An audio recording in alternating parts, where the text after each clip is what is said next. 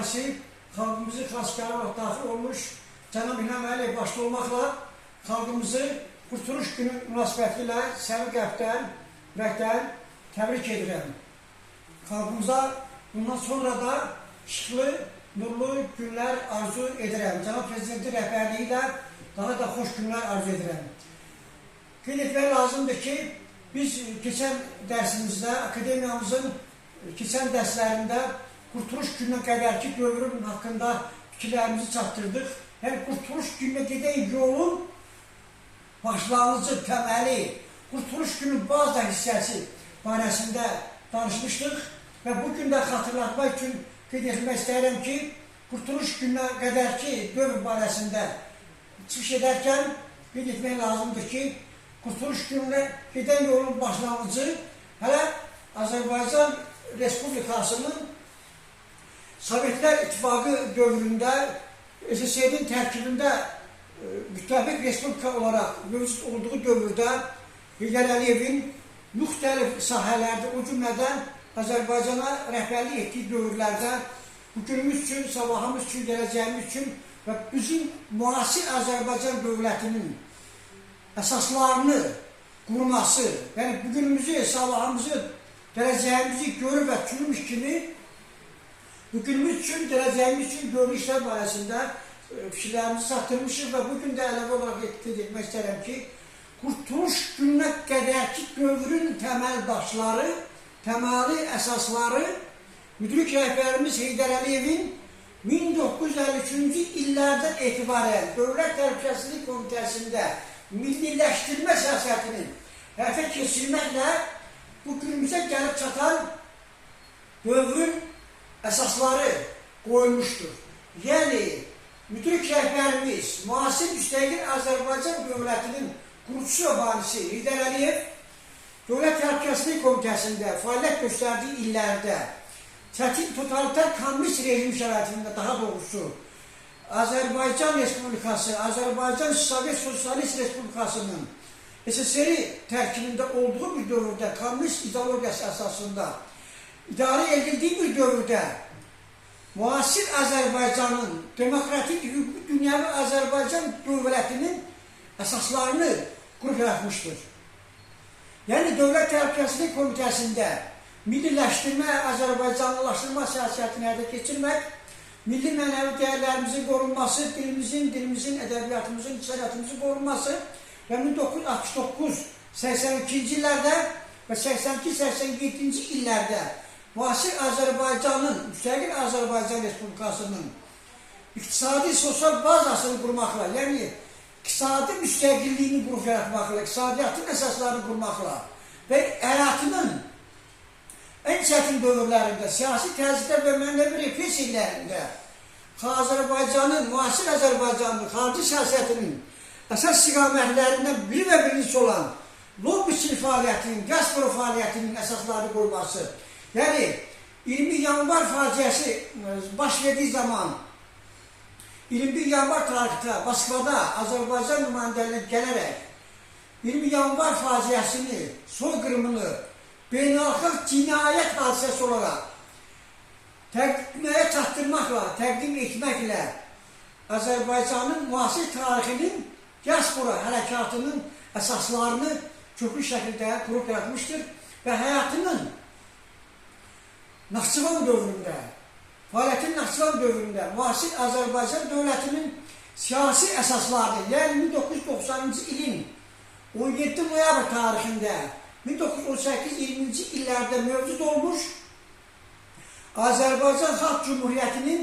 üçrəngli bayrağını Naxçıvan Muxtar Respublikasının dövlət bayrağı, Azərbaycanın dövlət bayrağı olaraq, himninin Azərbaycanın dövlət himni, gerbi Azərbaycanın dövlət gerbi olaraq qəbul etdirməklə müasir Azərbaycanımızın siyasi əsaslarını, yəni müstəqilliyimizin siyasi əsaslarını qurmaqla və Azərbaycanda gedən proseslərə dərindən bələd olmaqla Qurtuluş gününə gedən yolun daha da yaxınlaşdırılması istiqamətində işlərin həyata keçirilmişdir. Yəni, demək istəyirəm ki, Azərbaycanda Azərbaycan dövlətinin müasir Azərbaycanın iqtisadi, sosial bazasını, yəni iqtisadi əsaslarını müasir müstəqil Azərbaycan dövlətinin 70-ci, 80-ci illərdə, 87-ci ilə qədərki dövrdə qrup yaratmış və 90-cı illərdə siyasi əsasları qurmuş Heydər Əliyevin 1993-cü il 15 iyun tarixinə qədərki fəaliyyətinə, yəni 1953-cü, 93-cü ilə qədərki dövrdə, 40 illik dövr əhatə edən bir vaxtda müasir Azərbaycanın qurucusu Heydər Əliyevin ictimai siyasi fəaliyyətinə, dövlətçilik fəaliyyətinə, siyasi dünya görüşünə, fəlsəfi baxışlarına, diplomatik gedişlərinə, təşkilatçılıq qabiliyyətinə, dünya miqyasında mövqeyinin yüksək səviyyədə olmasına, dünya miqyasında siyasi xadim olmasına və eyni zamanda dünya dövlətlərinin və onların rəhbərlərinin Heydər Əliyev yüksək qiymət verməsinin nəticəsi olaraq Azərbaycan xalqı, Azərbaycan ziyalıları Azərbaycanın ən çətin vaxtında, yəni Azərbaycan Respublikasının müstəqilliyini itirməsi, Azərbaycanın dünya xəritəsindən silinməsi bir mərhələnin baş verdiyi bir vaxt, tarixi bir vaxtda özünün müdrik rəhbərinə, yəni müasir Azərbaycanın qurucusu olan Heydər Əliyevə müraciət etmişdir. Yəni 15 iyun tarixində müasir Azərbaycanımızın qurucusu və varisi Heydər Əliyevin hakimiyyətə gətirilməsi, özü təhqiqlə tələb edilməsi, yəni xalqın və hakimiyyətdə olan qüvvələrin Axircə Müsavat iki hakimiyyətliyinin xalqın təhqiq tələbi qarşısında aciz qalmasının və ölkədə baş verən proseslərin həll edilməsi istiqamətində məqsədyönlü tədbirləri hətta keçirilməsi istiqamətində heç bir əsaslı tədbirlər görmədikləri bir vaxtda və görə bilmədikləri bir şəraitdə Heydər Əliyevi Naxçıvandan Bakıya dəvət etmişlər və Heydər Əliyevin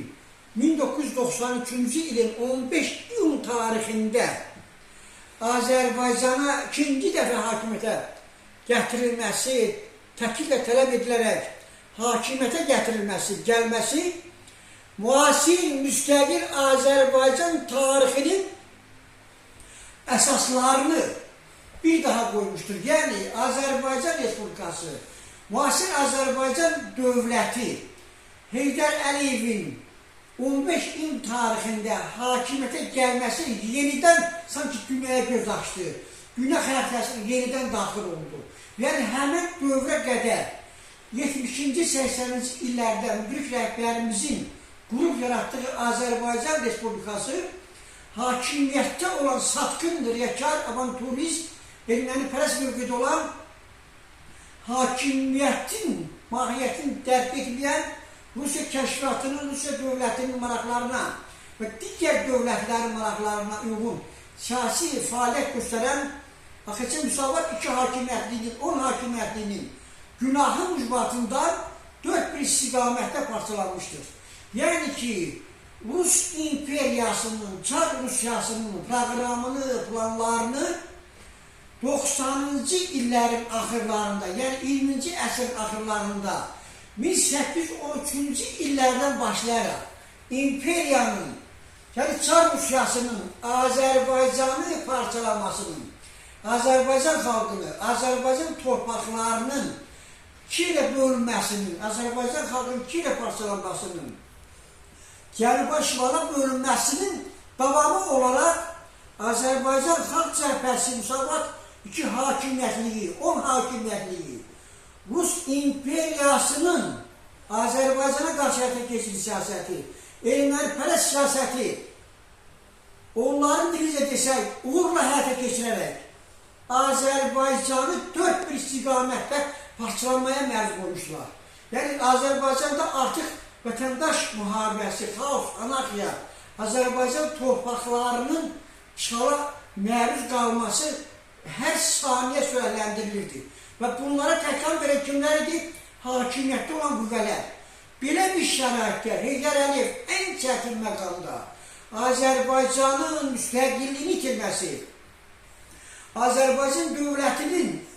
uçurma uğramasının baş verdiği bir şəraitdə hakimiyyətə gəlməklə